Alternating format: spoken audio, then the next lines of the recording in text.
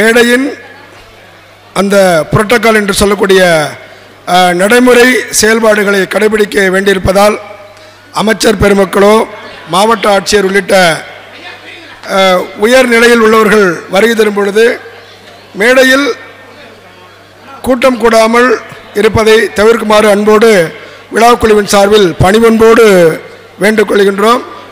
ஏனென்றால் கொரோனா தடுப்பு விதிமுறைகளை நாம் கடைபிடித்து ஒவ்வொரு விவசாயியும் உயர வேண்டும் என்ற உயரிய நோக்கத்தில் இந்த விழா சிறப்புற உங்களுடைய பங்களிப்பு தான் இதில் வாழ்த்துக்கள் அமையும் என்பதை பணிவோடு சமர்ப்பித்து அந்த விழா நடைமுறைகளை அருள்கூர்ந்து கடைபிடிக்குமாறு கேட்டுக்கொள்கின்றேன். விழா மேடையில் வருகின்ற ஒவ்வொருவரும் நமக்கு வேண்டியவர்கள் தான். எனவே அவர்களுக்கு இடையூறு செய்யாமல் அங்கு இருந்தபடியே விழாவினை ரசித்து வாழ்த்துமாறு அன்போடு வேண்டுகொள்கின்றோம். நன்றி, வணக்கம். செல்வம் ஐயா வேளாண்மை துறை அமைச்சர் அவர்கள் வந்து கொண்டிருக்கிறார். நம்முடைய அன்பு அழைப்பை ஏற்று தமிழகத்தினுடைய வேளாண்மை மற்றும் உழவர் நலத்துறை அமைச்சர் மாண்புமிகு MRK பன்னீர்செல்வம் ஐயா அவர்கள் இதோ வருகை தந்து கொண்டிருக்கிறார். வரலாற்றின் எல்லைக்கல்லாய் நம்முடைய பாரம்பரியத்தை காக்கிற வகையிலே, நெல்லை போற்றுகிற வகையிலே, நெல்லை காப்பாற்றுவதற்காக நெல்லை கண்டெடுத்து தந்த நம்மார்வாள் வழியிலே வந்த நெல் ஜெயராமன் அவர்களுடைய தோன்றல்கள் எல்லாம் தாய் 8 அடி பாய்ந்தால் பிள்ளை 16 அடி பாயும் என்பதற்கு எடுத்துக்காட்டாக ஒருங்கிணைப்பாளர் ராஜீவ் அவர்களுடைய வரவேற்பை ஏற்று இப்பொழுது நம்முடைய அமைச்சர் நமக்காக வேளாண்மைக்கு நலன் தரும் வகையிலே வேளாண்மை மற்றும் உழவர் நலத்துறையை உருவாக்கிய தமிழக அரசை நெஞ்சார பாராட்டுகிறோம். தமிழகத்துடைய வேளாண்மை அமைச்சர் அவர்கள் வந்து கொண்டிருக்கிறார். கண்காட்சியை பார்வையிட்டு நம்முடைய அரங்கத்திற்கு வருகை தர இருக்கிறார் வேளாண்மை துறை அமைச்சர் அவர்கள். இந்த விழாவுக்கு இதோ வந்து கொண்டிருக்கிறார்கள். உங்கள் பலத்த கரகோஷத்தை எழுப்புங்கள். விவசாயிகள் உங்களுடைய பலத்த கரகோஷத்தை எழுப்புங்கள்.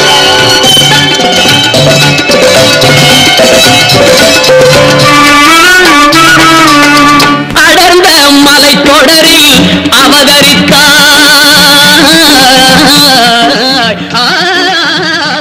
தமிழகத்தின் நம்பிக்கை நட்சத்திரம் சோழமண்டலத்திலே பிறந்து இந்த நாட்டையே ஆண்டு இந்த விவசாயிகள் வாழ்வில் ஒளியேற்ற போகிற தமிழகத்துடைய முதல்வர் மு க ஸ்டாலின் ஐயா அவர்களுடைய வேண்டுகோளை ஏற்று இன்றைய மேடைக்கு வருகை புரிந்து கொண்டிருக்கிற மாண்புமிகு வேளாண்மை மற்றும் உழவர் நலத்துறை அமைச்சர் MRK பன்னீர்செல்வம் ஐயா அவர்களை வருக என்று வரவேற்கிறோம். அதே போல சுற்றுச்சூழல், கால்நடை மற்றும் இளைஞர் நல விளையாட்டுத்துறை அமைச்சர் ஐயா மாண்புமிகு மெய்யநாதன் அவர்களை வருக என்று வரவேற்கிறோம். இயற்கை விவசாயி திருவாரூர் சட்டமன்ற உறுப்பினர் ஐயா கலைவாணன் அவர்களை வருக என்று வரவேற்கிறோம். அதே போல நம்முடைய மாவட்ட ஆட்சித்தலைவர் அவர்களும் வருகை புரிந்திருக்கிறார்கள். நன்றி. தயவு செய்து அந்த இடைவெளிகளை பின்பற்ற அன்போடு கேட்டுக்கொள்கிறோம். கொஞ்சம் அமைதியா இருங்க. வரவேற்புரை நல்க ராஜீவ் அவர்களை அழைக்கிறேன். மறைந்த இயற்கை வேளாண் விஞ்ஞானி ஐயா நம்மாழ்வார் அவர்களால் தொடங்கப்பட்டு மறைந்த நெல் ஜெயராமன் அவர்களால் நடத்தப்பட்டு வந்த நெல் திருவிழா 15ஆம் ஆண்டு. அவர்கள் மறைந்த நிலையில் முன்னோடி விவசாயிகள் அனைவரும் ஒருங்கிணைந்து இந்த தேசிய நெல் திருவிழாவை நடத்தி கொண்டிருக்கிறோம். இந்த நிகழ்வுக்கு சிறப்பு சேர்க்கும் வகையில் வருகை புரிந்துள்ள மாண்புமிகு வேளாண்மை மற்றும் உழவர் நலத்துறை அமைச்சர் அவர்களை வருக என வரவேற்கிறோம்.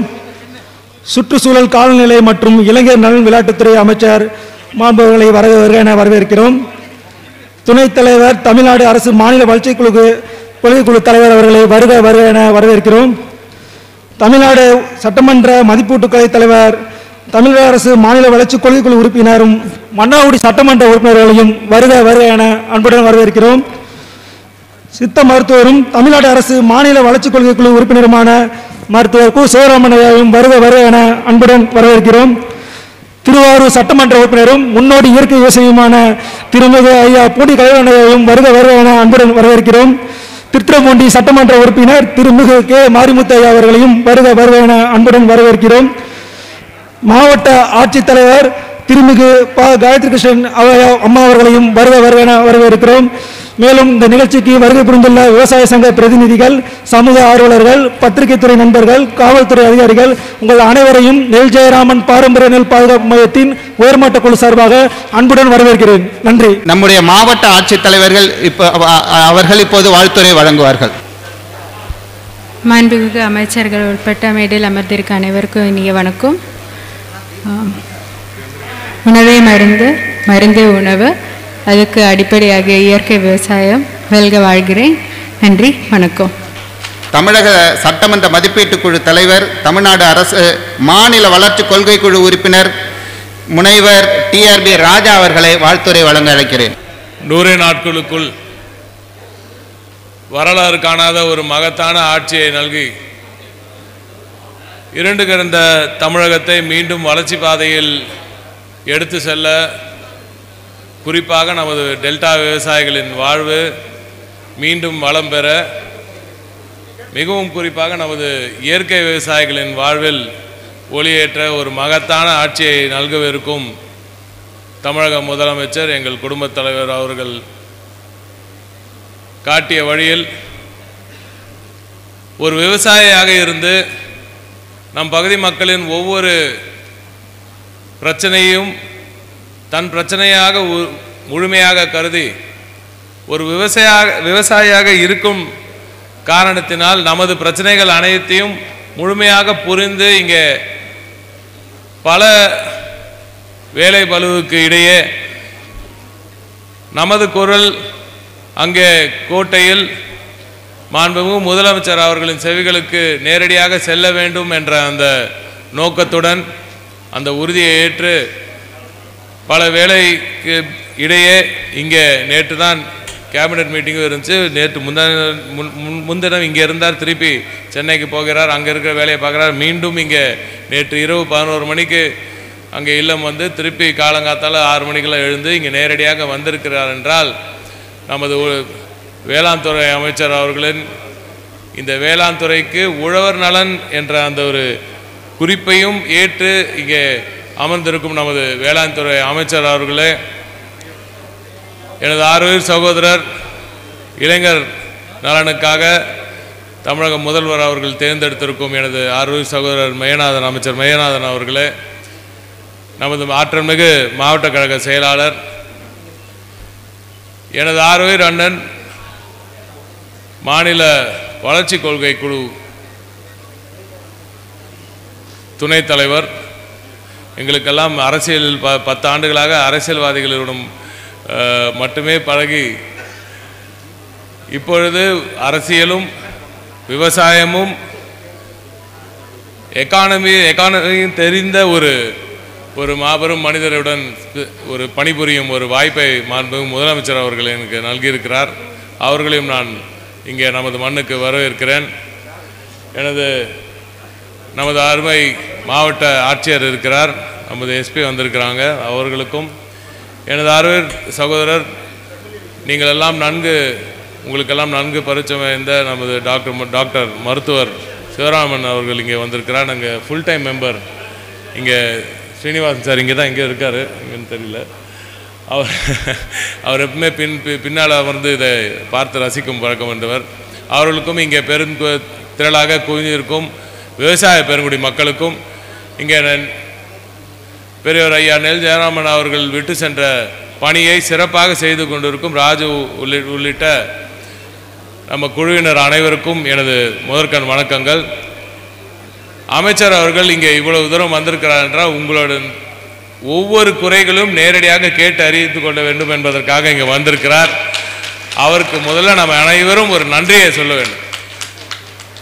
அதை தாண்டி நீங்கள் ரொம்ப நேரம் அமைச்சர்கிட்ட என்னென்ன பிரச்சனை விளக்க வேண்டிய அவசியம் இல்லை. ஏன்னா அவரே ஒரு இயற்கை விவசாயி.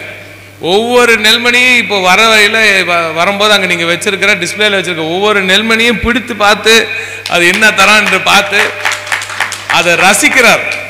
அதுதான் ஒரு சாதாரண ஒரு அமைச்சராக இருந்தவங்க அந்த துறை பற்றி முழுமையாக அறிந்தால் மட்டுமே அதற்கு ஒரு விடிவு காலம் பிறக்கும்.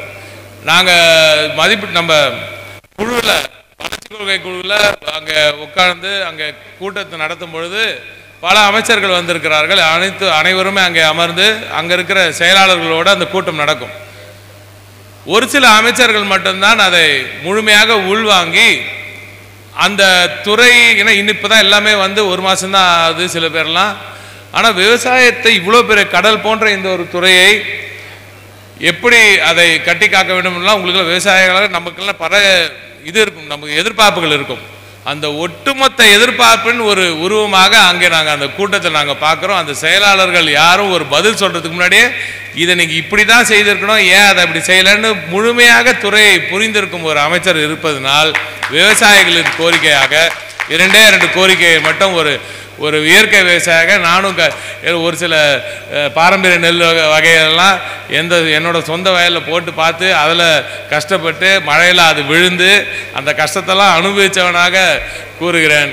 எங்கள் பாரம்பரிய நெல் விவசாயிகளுக்கு முதல்ல எங்கள் பாரம்பரிய நெல்களை பாதுகாத்து சேமிப்பு செய்து வைக்க ஒரு பாதுகாப்பு கிடங்கு, எங்கள் பாரம்பரிய நெல் வகைகளை பாதுகாக்க இந்த அரசாங்கம் ஒரு உறுதி அளித்தே தீர வேண்டும். எங்கள் விவசாயிகள் இதெல்லாம் பாதுகாக்கிறதுக்காக அருமை ஐயா நெல் ஜெயராமன் அவர்களெல்லாம் எவ்வளோ தியாகங்களை செய்து அதெல்லாம் மீட்டெடுத்திருக்கிறார். அதை பாதுகாப்பாக வைக்க வேண்டியது இனி அரசின் கடமை. அதை இந்த அரசாங்கம், நமது முதலமைச்சரின் அரசாங்கம் நிச்சயமாக செய்து தர வேண்டும்.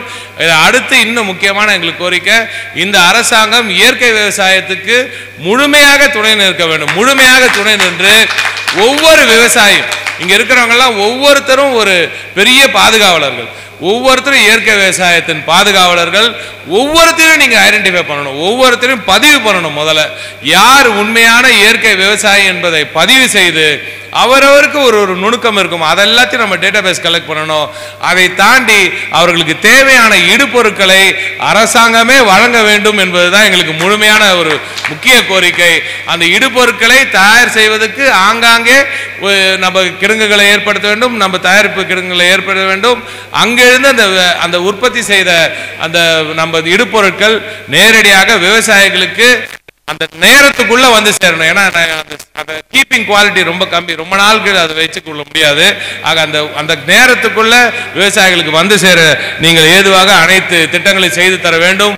முதல் முறையாக வரலாற்றில் இல்லாத அளவுக்கு ஒரு வேளாண் பட்ஜெட்டை நீங்கள் செய்ய போகிற தலைவர் கலைஞர் அவர்களின் கனவு திட்டம் வேளாண் துறையினருக்காக, நமது விவசாய பெருங்குடியினருக்காகவே ஒரு தனி பட்ஜெட்டை உருவாக்க போற உங்களுக்கு இந்த 2 கோரிக்கையை நான் இங்கே வைக்கிறேன். நிச்சயமாக நீங்க செய்து தருவீர்கள் என்ற நம்பிக்கையுடன் விடைபெறுகிறேன். நன்றி, வணக்கம். ஒரே ஒரு கோரிக்கை, மன்னார்குடிக்காக ஒரு கோரிக்கைக்காக நான் போனேன்னா ரொம்ப தப்பா போயிடும். ஆகிய இயற்கை விவசாயத்துக்கு நீங்கள் திட்டத்தை தீட்டும் பொழுது மன்னார்குடியே அதை தலைமையாக வைத்து, ஏன்னால் இயற்கை அன்னையின் மூக்குத்தில் மின்னும் மண்ணை எங்களது மன்னார்குடி இயற்கை விவசாயிகள் அதிகம் இருக்கும் அந்த பகுதி.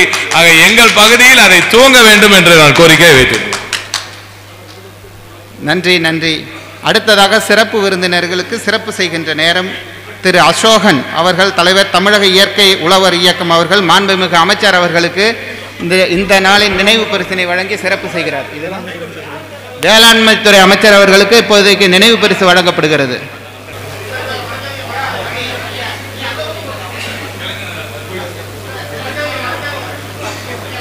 எத்தனை போனியா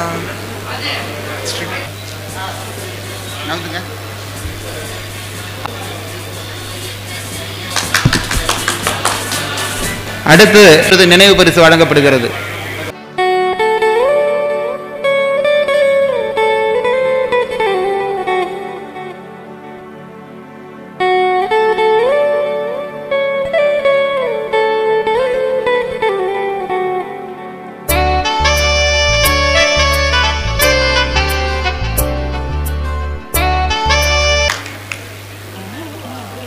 அடுத்து தமிழ்நாடு மாநில வளர்ச்சி கொள்கை குழுவினுடைய துணைத் தலைவர் ஐயா ஜெயரஞ்சன் ஐயா அவர்களுக்கு இப்பொழுது நினைவு பரிசு வழங்கப்படுகிறது.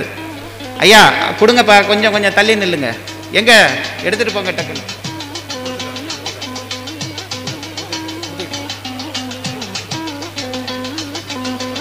அடுத்தது மருத்துவர் கு சிவராமன் ஐயா அவர்களுக்கு நினைவு பரிசு வழங்கப்படுகிறது. அடுத்ததாக முனைவர் டிஆர்பி ராஜா அவர்களுக்கு தமிழக சட்டமன்ற மதிப்பீட்டு குழுவினரது தமிழ்நாடு அரசு மாநில வளர்ச்சி கொள்கை குழு உறுப்பினர் சட்டமன்ற உறுப்பினர் மன்னாருடைய அவர்களுக்கு நினைவு பரிசு வழங்கப்படுகிறது. சிவராமன் சார் சொல்லியாச்சு, டிஆர்பி ராஜா சார் சொல்லியாச்சு. நம்முடைய கொடுத்துட்டு இருக்கிறேன் திருவாரூர் சட்டமன்ற உறுப்பினர் அண்ணன் பூண்டி கலைவாணன் அண்ணன் அவர்களுக்கு இப்பொழுது நினைவு பரிசு வழங்கப்படுகிறது. நம்முடைய மாவட்ட ஆட்சியர் அவர்களுக்கு நினைவு பரிசு வழங்கப்படுகிறது. அடுத்ததாக நம்முடைய காவல்துறை கண்காணிப்பாளர் ஐயா அவர்களுக்கு வழங்கப்படுகிறது. மாவட்ட ஆட்சியருக்கு நினைவு பரிசு. நம்முடைய திருத்துறைப்பூண்டியினுடைய சட்டமன்ற உறுப்பினர் அண்ணன் மாரிமுத்து அவர்களுக்கு நினைவு பரிசு வழங்கப்படுகிறது. அண்ணன் அண்ணனுக்கு இங்க வாங்க ஐயா.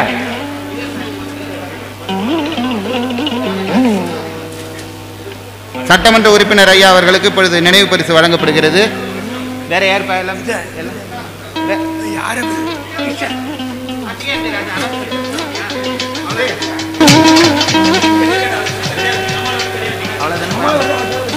இந்த சிறப்பான விழாவில் பங்கு கொள்ளுமாறு விழா குழுவினர் என்னை நேரில் சந்தித்து அழைத்த போது நான் நிச்சயமாக வருகிறேன்னு சொல்லிட்டேன்.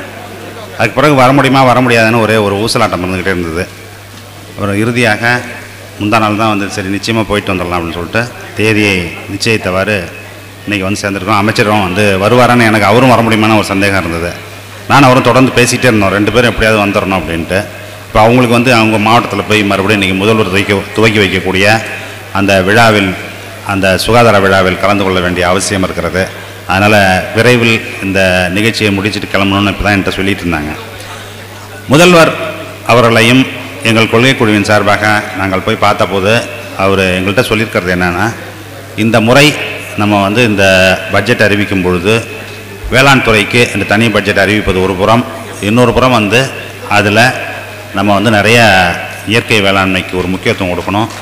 அதை எப்படி செய்வது அப்படிங்கிறத வந்து நீங்கள் ஒரு குழு மாதிரி ஒரு எங்களுக்குள்ள நாங்கள் ஒரு 10 பேர் இருக்கோம்ல, அதில் ஒரு 20 சேர்ந்து அதை வடிவமைத்து கொடுக்குமாறு அவர்கள் கூறியிருக்கிறார்கள்.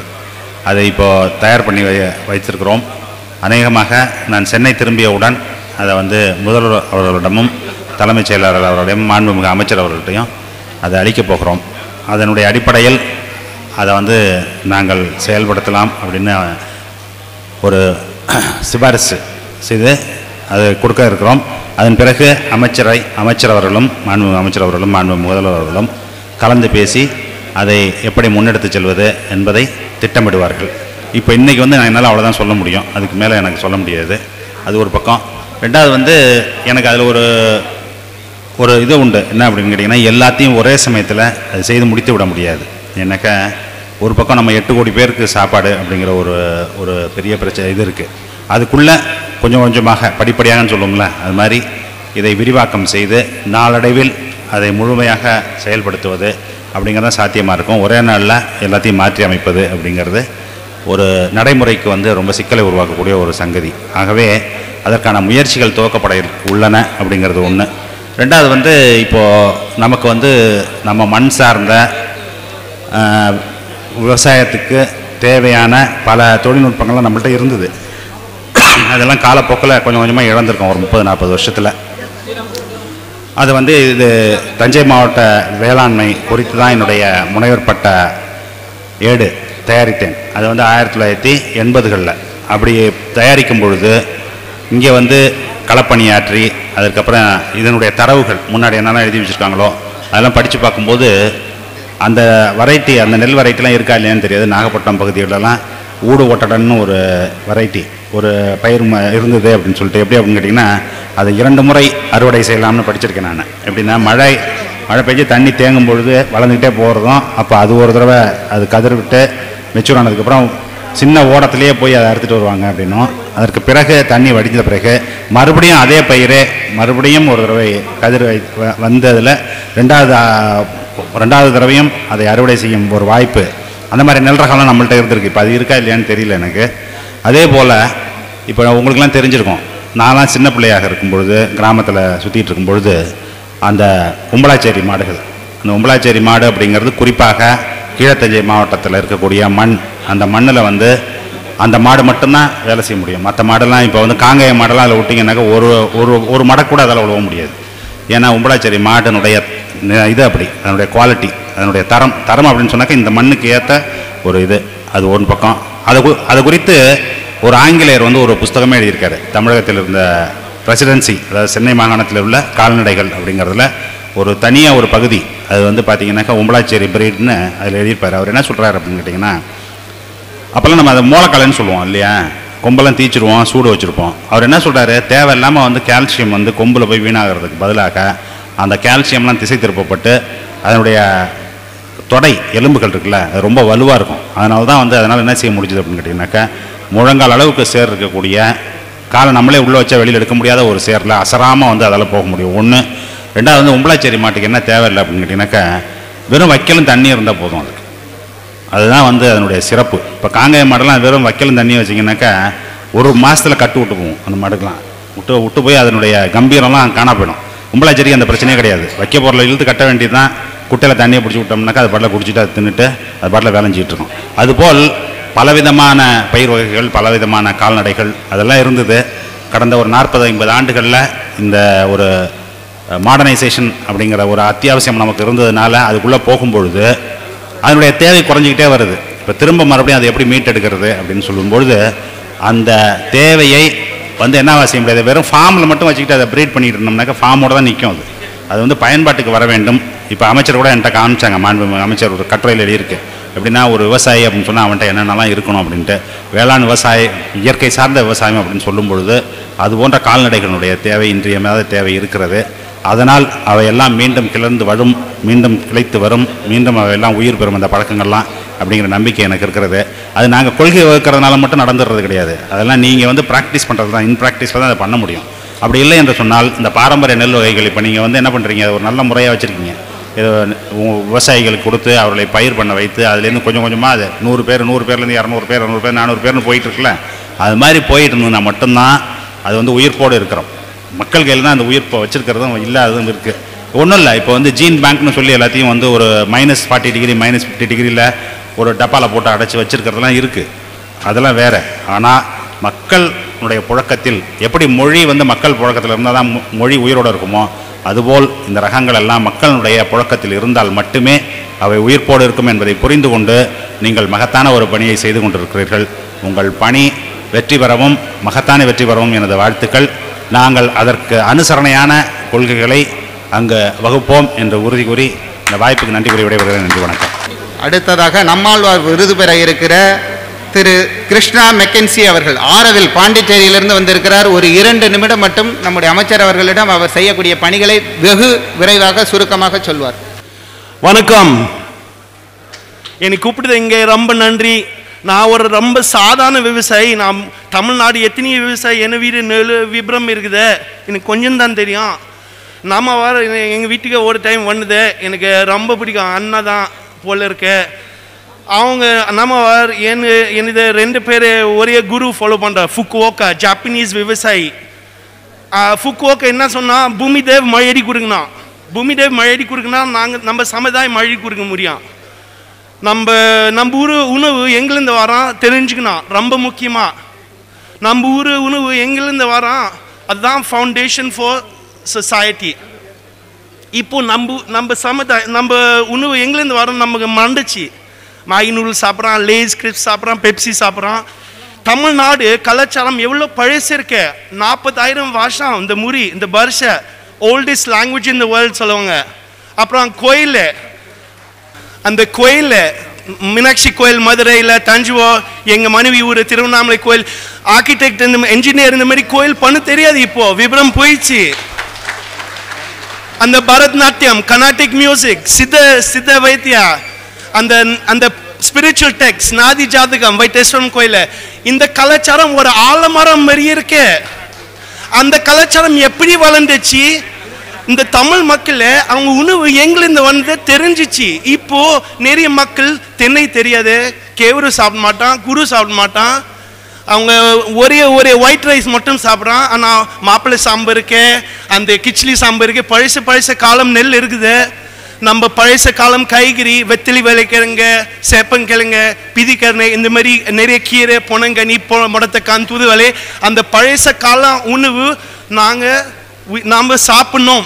அது முக்கியமாக ஃபவுண்டேஷன் ஆஃப் எனி சொசைட்டி. இந்தியாவில் வெளிநாட்டில் எங்கள் நாட்டில் எல்லாம் மறந்துச்சு.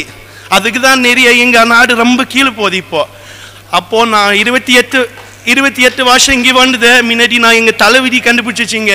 எங்கள் தமிழ் மக்கள் எங்கள் தாய் மாதிரி தான் இங்கே. அப்போது ரொம்ப நன்றி என்னை கூப்பிடுங்க. தேங்க்யூ.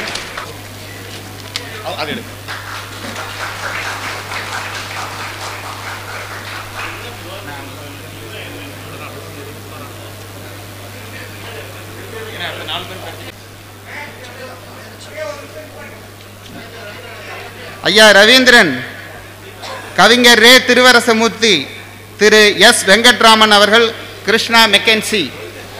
நல்ல கரவொலியோடு நால்வருக்கும் நம்முடைய பாராட்டை தெரிவிப்போம். நன்றி, வணக்கம்.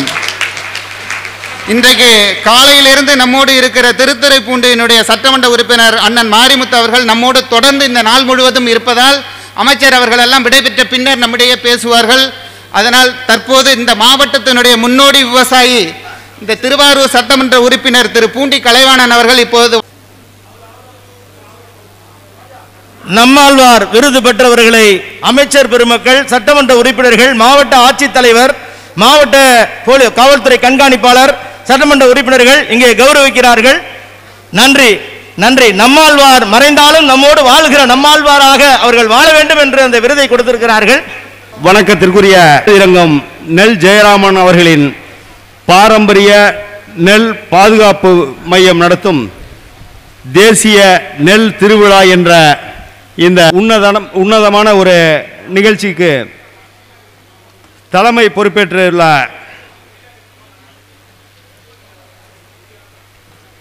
மரியாதைக்குரிய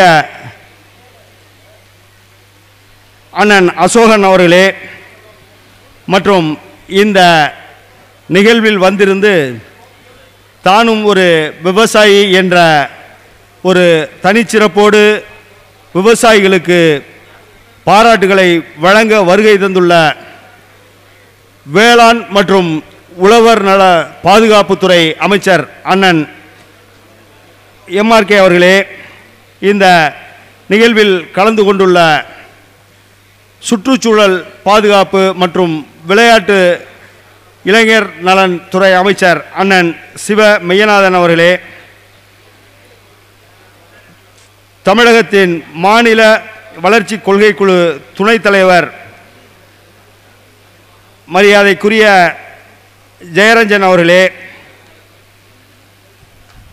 மன்னை சட்டமன்ற உறுப்பினர் மதிப்பீட்டு குழு தலைவர் அன்பிற்கினிய சகோதரர் டிஆர்பி ராஜா அவர்களே, திருத்துறைப்பூண்டி சட்டமன்ற உறுப்பினர் அன்பிற்கினிய சகோதரர் மாரிமுத்து அவர்களே, இந்த நிகழ்வில் கலந்து கொண்டு விவசாயிகளை வாழ்த்தி அமர்ந்துள்ள மாவட்ட ஆட்சியர் அவர்களே, மாவட்ட காவல்துறை கண்காணிப்பாளர் அவர்களே மற்றும் இந்த நிகழ்வில் கலந்து கொண்டுள்ள முன்னோடி விவசாய பெருங்குடி மக்களே,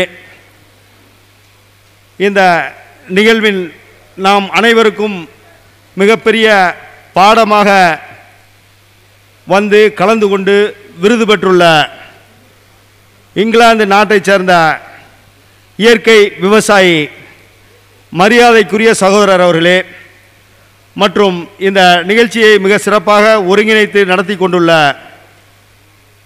நெல் ராஜா அவர்களே மற்றும் இந்த நிகழ்வில் மிக சிறப்பாக ஏற்பாடு செய்து நடத்தி கொண்டுள்ள செந்தில் அவர்களே, செந்தூர் பாரி அவர்களே மற்றும் இந்த நிகழ்வில் ஒவ்வொரு நிலையிலும் தனது பங்களிப்பை செலுத்திய விவசாய பெருங்குடி மக்களே, உங்கள் அனைவருக்கும் நன்றி கலந்த வணக்கத்தை தெரிவித்துக் கொண்டு, இங்கே இந்த திருத்துறைப்பூண்டியில் இந்த நெல் திருவிழா நடக்குது. இந்த நெல் அதாவது 174 பாரம்பரிய ரகங்களை மீட்டெடுத்த ஒரு பெருமைக்குரியவர், மரியாதைக்கும் வணக்கத்திற்கும் உரிய அண்ணன் நெல் ஜெயராமன் அவர்கள். அதாவது ஒரு துறை இதற்காக ஒதுக்கப்பட்டு இந்த நெல் அதாவது பாரம்பரிய விதைகளை கண்டுபிடிக்கணும்னு ஒரு துறையை அமைச்சிருந்தா கூட கடந்த 10 ஆண்டுகளில் நிச்சயமாக 74ல் 4 ரகத்தை கூட கடந்த 10 ஆண்டில் செஞ்சிருக்க மாட்டாங்க, அது வேறு. ஆனால் தனி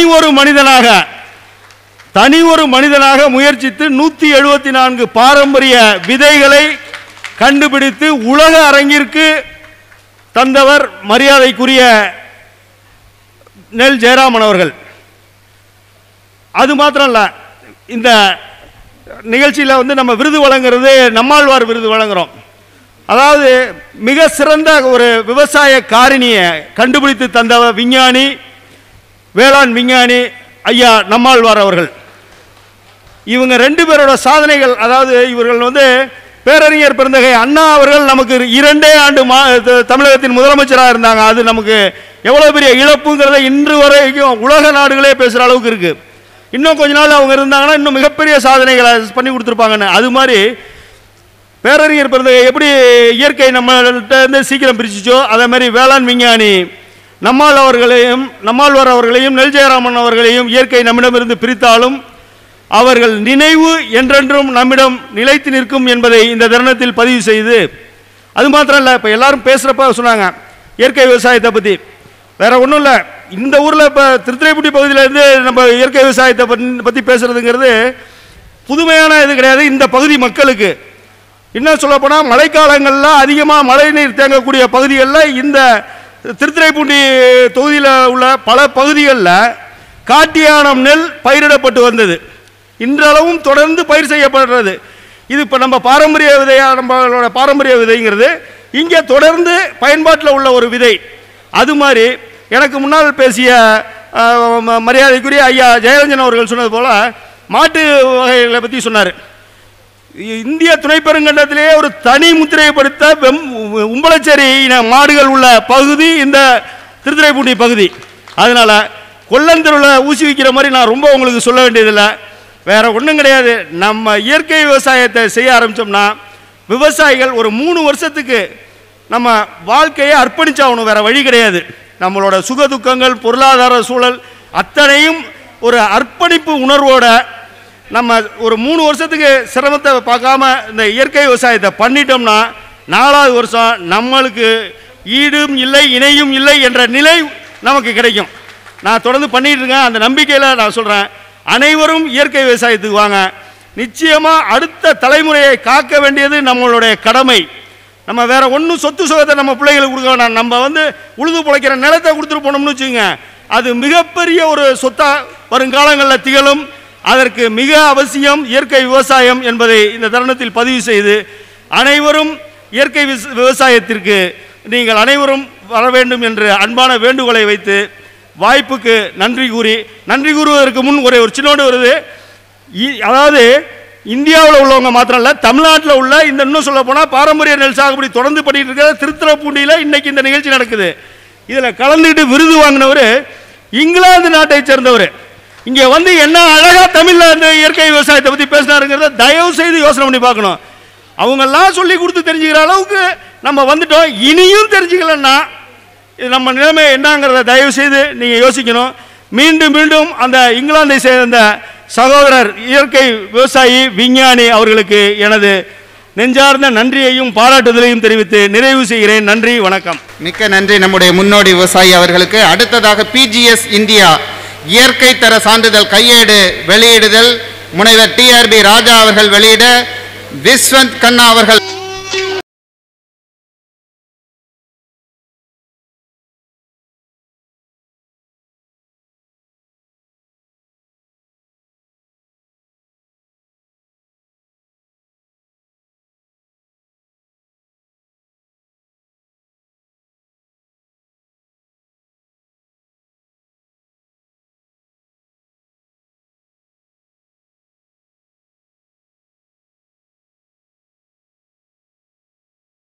இயற்கை வேளாண் விஞ்ஞானி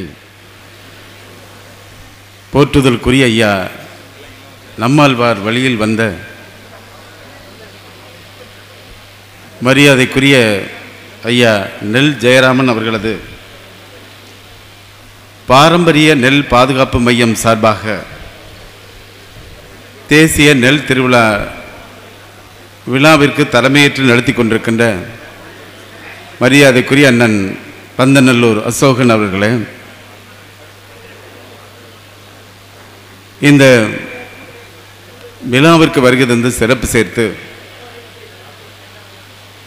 பாரம்பரிய விதைநெல்கள் அனைத்து விவசாயிகளுக்கும் வழங்கி விழா பேரூராற்ற வருகை தந்திருக்கின்ற வேளாண்மை மற்றும் உழவர் நலத்துறை அமைச்சர் மாண்புமிகு அண்ணன் எம்ஆர்கே அவர்களே, இந்த நிகழ்வில் கலந்து கொண்டு சிறப்பு சேர்த்திருக்கின்ற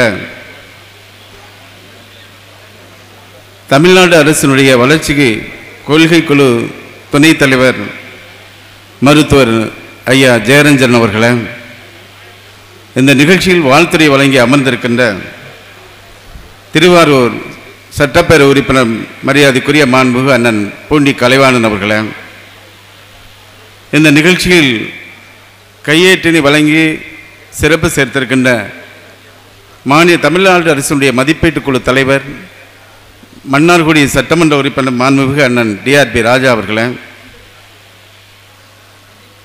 திருத்துறைப்பூண்டி மண்ணின் மைந்தர் திருத்துறைப்பூண்டி சட்டமன்ற உறுப்பினர் மாண்புமிகு அண்ணன் மாரிமுத்து அவர்களே, இந்த நிகழ்வில் பங்கெடுத்திருக்கின்ற திருவாரூர் மாவட்ட ஆட்சித்தலைவர் அவர்களே, மாவட்ட காவல்துறை கண்காணிப்பாளர் அவர்களே மற்றும் இந்த நிகழ்ச்சியில் கலந்து கொண்டிருக்கின்ற மரியாதைக்குரிய செந்தூர்பாரி அவர்களே, செந்தில் அவர்களே, வரவேற்பை ஆற்றியிருக்கின்ற ராஜீவ் அவர்களே மற்றும் இந்த நிகழ்வில் பங்கெடுத்திருக்கின்ற இயற்கை வேளாண் விஞ்ஞானத்தை விவசாயத்தை கொண்டு சேர்க்கின்ற விவசாய பெருமக்களே, இந்த நிகழ்வில் பங்கெடுத்திருக்கின்ற பெரியவர்களே, நண்பர்களே, விவசாயிகளே, அருமை சகோதர சகோதரிகளே, பத்திரிகை மற்றும் ஊடகத்துறை நண்பர்களே, உங்கள் அத்தனை பேருக்கும் எனது முதற்கண் வணக்கத்தை அன்போடு தெரிவித்துக் கொள்கின்றோம். இந்த நாள் விவசாயிகளுக்கான ஒரு இனிய நாளாக நான் பார்க்கிறோம். இது ஆடிப்பட்டம் தேடி விதைக்கின்ற தமிழர்களுக்கே சொந்தமான இந்த மாதத்தில் பாரம்பரிய நெல் விதைகளை விவசாயிகளுக்கு வழங்குகின்ற இந்த நிகழ்ச்சி ஒரு சரியான நேரத்தில் நாம் தொடங்கியிருக்கிறோம் என்பதை பெருமையோடு தெரிவித்துக் கொள்கிறோம். ஒவ்வொரு மனிதனுடைய வாழ்க்கை அவன் பிறப்பிலிருந்து கணக்கிடப்படுவது கிடையாது. சரித்திரம் படைக்கின்ற சாதனை படைக்கின்ற அத்தனை மனிதர்கள் லட்சத்தில் ஒருவருக்குத்தான் அவர் இறந்த பின்பு அவருடைய வாழ்க்கை கணக்கிடப்படுகிறது. அந்த அடிப்படையில் இயற்கை விஞ்ஞானி மரியாதைக்குரிய ஐயா நம்மால் அவர்கள் இயற்கை விவசாயத்தை சம்பந்தமாக அவர்கள் பயணம் மேற்கொண்ட பொழுது தலைஞாயிறு பக்கத்தில் இருக்கின்ற ஒரு விவசாயி நமது ஐயா நம்மாழ்வார் அவரிடத்தில் 150 ஆண்டு கால பாரம்பரிய நெல் விதையை அவர் கையிடத்திலே ஒப்படைக்கிறார். ஒப்படைக்கின்ற பொழுது அந்த நெல்லை வாங்கி பார்த்துவிட்டு அதனுடைய பாரம்பரிய நெல்லினுடைய தன்மையை பார்த்து இதை நாம் எப்படி காப்பாற்றுவது என்கின்ற நிலைமை ஐயா நம்மாழ்வார் அவர்களுக்கு ஒரு மனதிலே ஒரு அச்சம் ஏற்படுகிறது. அச்சம் ஏற்படுகிற பொழுது சுற்றி பார்க்கிறார், யாரிடத்திலே நாமே செய்யலாமல் யாரிடத்திலே ஒப்படைக்கலாம் என்று பார்க்கின்ற பொழுது அப்பொழுது தேர்வு செய்யப்பட்டு அந்த பாரம்பரிய நெல்லை பாதுகாப்பதற்காக ஐயா நம்மாழ்வார் தேர்ந்தெடுத்த மனிதர் தான் ஐயா நெல் ஜெயராமன் என்பதை நான் நன்றியோடு தெரிவிப்பார்க்கிறேன். அப்படி ஒப்படைத்த அந்த நெல்லை எல்லா மனிதனும் சாதனை படைப்பதாக சாதனை மனிதராக மாறுவது கிடையாது. எப்படிப்பட்ட மிகுந்த பொறுப்பான பணியை நமக்கு ஒப்படைத்திருக்கின்றார் அந்த பொறுப்பை உணர்ந்து கிடைத்த வாய்ப்பை செயற்கரிய செயலாக மாற்றுவதற்காக அதே இடத்திலே உறுதி எடுத்துக்கொண்டவர் தான் ஐயா நெல் ஜெயராமன் என்பதை உங்கள் அனைவருக்கும் நான் தெரிவித்துக் கொள்கிறேன். ஆக நெல் பாரம்பரிய நெல் கையில் கொடுத்தாச்சு. கொடுத்ததற்கு பின்பு அதை விவசாயம் செய்வதற்கான போதிய இடம் இருக்கிறதா என்றால், விவசாய நிலம் இருக்கிறதா என்றால் இல்லை. ஐயா அவர்களிடத்தில் பார்க்கிறார், உதவியை தேடுகிறார், நண்பர்களை வைத்து அவருடைய நிலத்திலே விளை நிலத்திலே அதை பயிரிட்டு அதை விதைகளாக திரும்பி பெறுகிறார். இப்படி இதனுடைய அவருடைய தொடர் முயற்சிகளாக தமிழ்நாட்டில் மட்டுமல்ல கேரளா மாநிலத்திலிருந்து தணல் என்கின்ற அந்த தொண்டு நிறுவனத்தோடு சேர்ந்து இந்த பாரம்பரிய நெல் விதைகளை அவர்கள் சேமிப்பதற்கான பயணத்தை மேற்கொண்டு கிட்டத்தட்ட 174 பாரம்பரிய நெல் விதைகளை மீட்டெடுத்த இந்தியாவில் ஒரே ஒரு விவசாயி யார் என்றால் மரியாதைக்குரிய ஐயா நெல் ஜெயராமன் அவர்கள் என்பதை நான் நன்றியோடு தெரிவித்துக் கொள்கிறேன். சோழ நாடு சோறுடை இந்த மண் என்பது அந்த நெற்களஞ்சியமாக நிகழ்ந்த மண். அந்த மண்ணிலிருந்து ஒருத்தர் இந்த சாதனை நிகழ்த்திருக்கின்றார். அவர் 2018 டிசம்பர் மாதம் கொடிய நோயால் இறப்பு ஏற்பட்டாலும் ஆனால் அவர் பின்னால் எதிரில் நிற்கின்ற நீங்கள் அத்தனை பேரும் திரண்டிருக்கிறீர்கள். உங்கள் அத்தனை பேரையும் ஐயா நெல் ஜெயராமனாக நான் பார்க்கிறேன் என்பதை நன்றியோடு தெரிவித்துக் கொள்கிறேன். இயற்கைக்கு மிகப்பெரிய பேரிடர் ஏற்பட்டிருக்கிறது. 2021 2031 இந்த 10 ஆண்டு காலத்தில் மிகப்பெரிய பேரிடரெல்லாம் நாம் சந்திக்க இருக்கிறோம். அதற்கு முக்கிய காரணம் உலக வெப்பமயமாதல், குளோபல் வார்மிங் நம்மை அச்சுறுத்தி கொண்டிருக்கிறது. இந்த மண், இந்த பகுதியெல்லாம் ஒரு காலத்தில் காடாக இருந்த பகுதி, அதை விவசாயத்துக்காக மாற்றினோம்.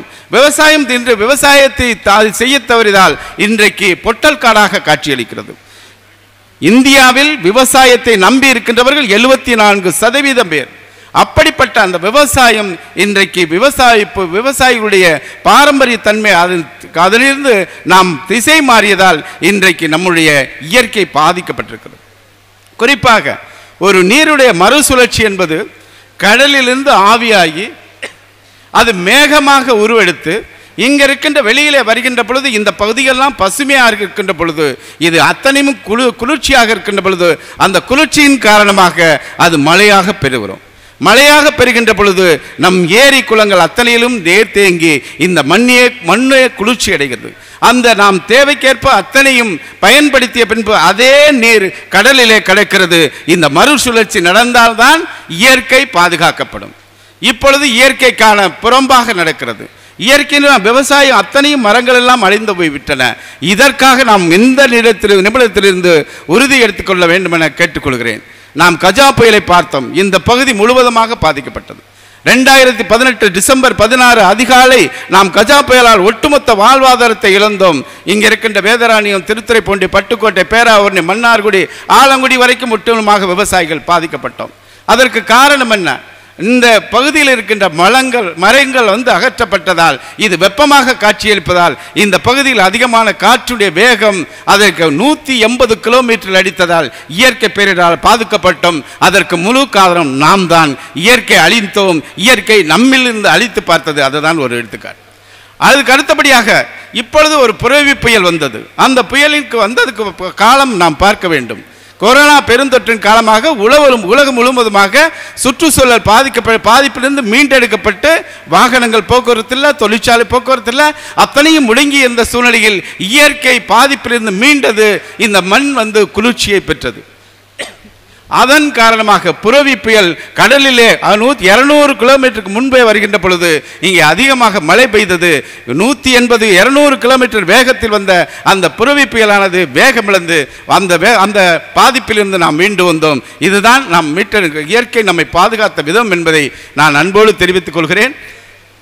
ஐயா நெல் ஜெயராமன் அவர்களுடைய நினைவினை போகின்றபடி நாங்களும் 2 கிலோ விதையை பெற்று எங்களிடத்தில் விவசாயிகளும் செய்து அடுத்த ஆண்டு வருகின்ற பொழுது 4 கிலோ நெல் விதையோடு இயற்கை விதையோடு இந்த மண்ணிற்கு வருவோம் என்கின்ற உறுதியை நான் உங்களுக்கு தெரிவிச்சுக்கிறேன்.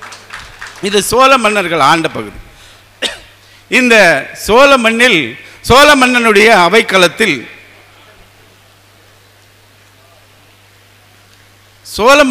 அவைக்களத்தில் புலவர்கள், அமைச்சர்கள் எல்லாரும் இருக்காங்க. இருக்கிறப்போ புலவர்கள் அப்போ பார்த்தா எல்லாரையும் அந்த மன்னரை பார்த்து புகழ்ந்து அதன் மூலமாக மன்னர் மகிழ்ச்சி அடைந்து அவர்களுக்கு பொருட்களையோ சொத்துக்களையோ வாரி வழங்குவது கடந்த கால வரலாறு. இப்படி ஒரு அவைக்களத்தில் நடைபெறுகின்ற பொழுது மன்னனை பார்த்து பாடல்களாக அவர்களுக்கு தகுந்த மாதிரி மன்னர்களை புகழ்ந்து பாடிக்கொண்டே இருக்கிறார்கள். அந்த அவைக்களத்தில் ஔவையார் அவர்களும் இருக்கிறார்கள். கடைசியாக ஔவையார் அவர்கள் மன்னரை பற்றி புகழ்ந்து பாட வேண்டும். பார்க்கிறார்கள். ஔவையார் எழுந்திருச்சு வரப்புயர என்று சொல்லிவிட்டு நிறுத்தி விடுகிறார். எல்லா புலவர்கள், அமைச்சர்கள், மன்னர் அத்தனை பேரும் ஔவையாரை திரும்பி பார்க்கிறார். அடுத்து என்ன சொல்ல போகிறார் என்று பார்க்கிறார். நிசப்தம், அமைதியாக இருந்தது. என்ன சொல்கிறீர்கள் என்று கேட்டபொழுது வரப்புயர என்கின்ற அந்த ஒரு அதனுடைய செயல்கள் என்ன என்று சொல்கிறேன் என்று சொல்லிவிட்டு சொல்கிறார். வரப்புயர நீர் உயரும், நீர் உயர நெல் உயரும், நெல் உயர குடி உயரும், குடி உயர கோல் உயரும், கோல் உயர கோன் உயர்வான் என்று சொன்னார். அவையே அத்தனையும் அமைதியாக இருந்தது. அவருடைய கருத்துக்கள் மன்னனுக்கு கொண்டு போய் சேர்க்கப்பட்டது. அப்படிப்பட்ட அந்த சோழ மண்ணிலிருந்து இன்றைக்கு தமிழ்நாட்டினுடைய முதலமைச்சராக இருக்கின்ற மாண்புமிகு தலைவர் தளபதியார் அவர்கள் தமிழக வரலாற்றிலேயே முதல் முறையாக ஆகஸ்ட் 14ஆம் தேதி வேளாண்மை துறைக்கான தனி நிதிநிலை அறிக்கை தாக்கல் செய்கின்ற ஒரு மாமன்னன் நமக்கு கிடைத்திருக்கிறார். ஆக விவசாயத்தை மீட்டெடுக்கக்கூடிய மிக முக்கியமான காலகட்டத்தில் இருக்கிறோம். அந்த சூழ்நிலையை விட அடுத்து ஒரு செய்தி, நிறைவாக இயற்கையை பாதுகாப்பதற்காக, சுற்றுச்சூழலை பாதுகாப்பதற்காக, நம் அடுத்த தலைமுறைக்கு ஏதாவது செய்வதற்காக, ஏன் நமக்கே நாம் செய்து கொள்வதற்காக மிக மிக முக்கியமான அரிதினும் அரிதான செயலை உங்களிடத்தில் ஒப்படைக்கிறேன். வருகை தந்திருக்கின்ற விவசாயிகள், வருகை தந்த ஒரு மக்கள் இயக்கமாக மாறி எங்கெல்லாம் அரசு நிலங்கள் இருக்கிறதோ, எங்கெல்லாம் விவசாயத்துக்கு செயல்படாத நிலங்கள் இருக்கிறதோ, அத்தனை இடத்திலும் தயவு செய்து மரங்களை நடவு செய்யுங்கள், மரங்களை நடவு செய்யுங்கள் என்று சொல்கிறேன். மரங்களை நடவு செய்தால் என்ன என்று பலன் என்று கிடைத்தால், காற்றிலே இருக்கின்ற கார்பன் டை ஆக்சைடை உட்கொண்டு கார்பனை தானே எடுத்துக்கொண்டு மனிதர்களுக்கு தேவையான ஆக்சிஜனை வழங்கக்கூடியது மரங்கள் என்பதை நான் தெரிவித்துக் கொள்கிறேன். இந்த மண் முத்தமிழறிஞர் தலைவர் கலைஞர் ஐயா பிறந்த மண். அந்த மண்ணிலிருந்து நாம் பேசுகின்ற பொழுது, மரத்தை பற்றி சொல்கின்ற பொழுது, ஐயா தலைவர் கலைஞர் ஐயா சொன்னது, மரம் வளர்த்தார் மரம் நம்மை வளர்க்கும் என்ற அந்த பொன்மொழிகளுக்கேற்ப நீங்கள் மரங்களை அதிகமாக நடவு செய்து வளர்த்து தர வேண்டும் என கேட்டு திரும்பி வருகின்ற பொழுது 6 மாத காலத்தில் இந்த பகுதியை அத்தனையும் சோலைவனமாக மாற்றுகின்ற பொறுப்பு உங்களிடத்தில் இருக்கின்ற சொல்லி வாய்ப்புக்கு நன்றி கூறி விடைபெறுகிறேன். நன்றி, வணக்கம். ஆதிரங்கத்தை சார்ந்த தம்பி கலைச்செல்வன் அவர் ஒரு டிகிரி ஹோல்டர். அவர் என்னுடைய மண்ணின் மைந்தர், அவருக்கு நான் நன்றி செய்ய வேண்டும் என்கிற அடிப்படையில் நெல் ஜெயராமன் அவர்களுடைய திருவுருவப்படத்தை நெல்லிலேயே செய்திருக்கிறார். அதனை அமைச்சர் அவர்கள் வெளியிட சித்ரா நெல் ஜெயராமன், அதாவது அவருடைய கணவரை, அதாவது இமை காப்பது போல் தன் கணவனை காத்த அந்த பெண்மணி சித்ரா நெல் ஜெயராமன் அவர்களும், திரு என் முருகையன் தமிழர் இயற்கை உழவர் இயக்கத்தினுடைய பொருளாளர் அவர்களும் பெற்றுக்கொள்கிறார்கள்.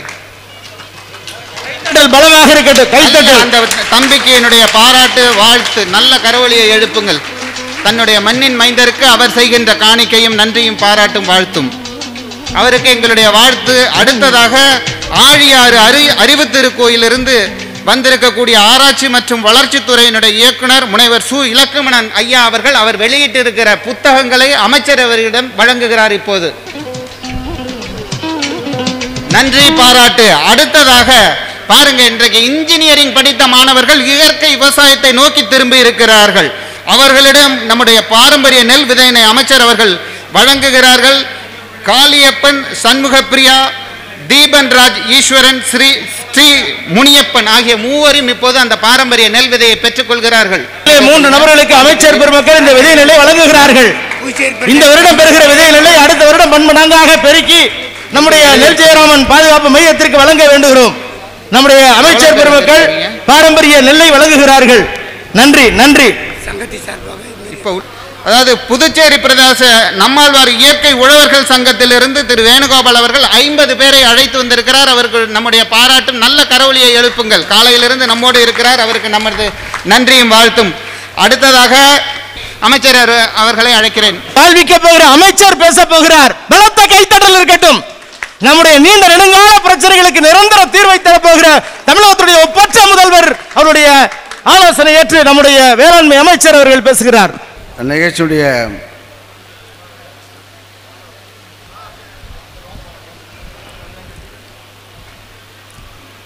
வரவேற்பாளர்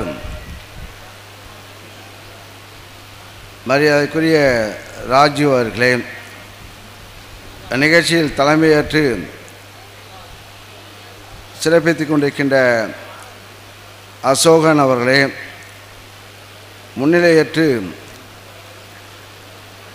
உரையாற்றி அமர்ந்துள்ள உங்களையெல்லாம் சந்திக்கிற வாய்ப்பை உருவாக்கி தந்த சட்டமன்ற உறுப்பினர், முன்னோடி இயற்கை விவசாயி பூண்டி கலைவாணன் அவர்களே மற்றும் RS பாண்டியன் அவர்களே, மருத்துவர் ராஜா அவர்களே, நிகழ்ச்சியில்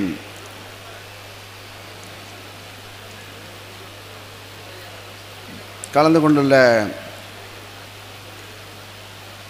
பாலகிருஷ்ண ராஜா அவர்களே, சின்னையா நடேசன் அவர்களே, தியாக பாரி அவர்களே, கலைராணி கண்ணன் அவர்களே, சட்டமன்ற உறுப்பினர் நண்பர் மாரிமுத்து அவர்களே, ஆக நிகழ்ச்சியிலே வருகை தந்துள்ள அனைவருக்கும், அதேபோல் எனக்கு முன்பாக உரையாற்றி அமர்ந்துள்ள விருதுகளை வழங்கி உரையாற்றி அமர்ந்துள்ள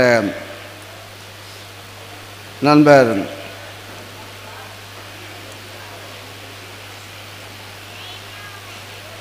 அமைச்சர் சி.வி. மெய்யநாதன் அவர்களே,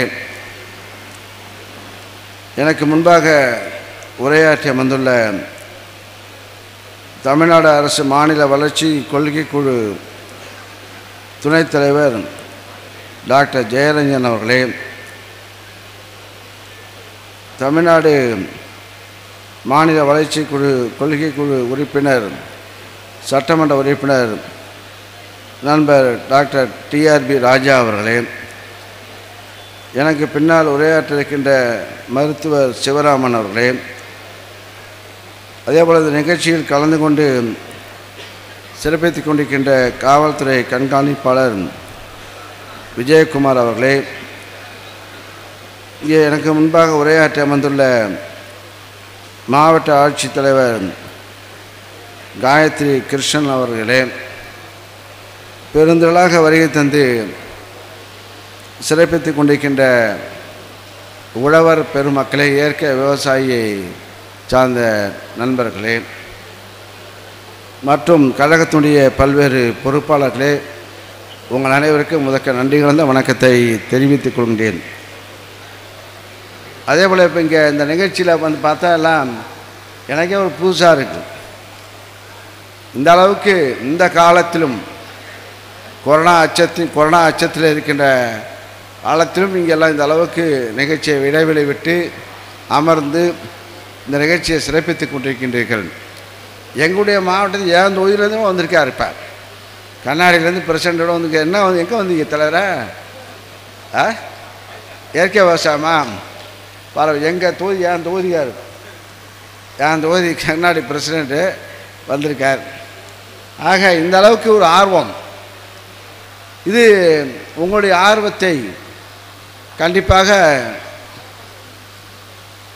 இந்த அரசு, உங்களுடைய மண்ணின் மைந்தர் முதல்வர் அவர்கள் கண்டிப்பாக உங்களுக்கெல்லாம் ஆதரவாக இருப்பார் என்பதை இந்த நேரத்திலே நான் தெரிவித்துக் கொள்கிறேன்.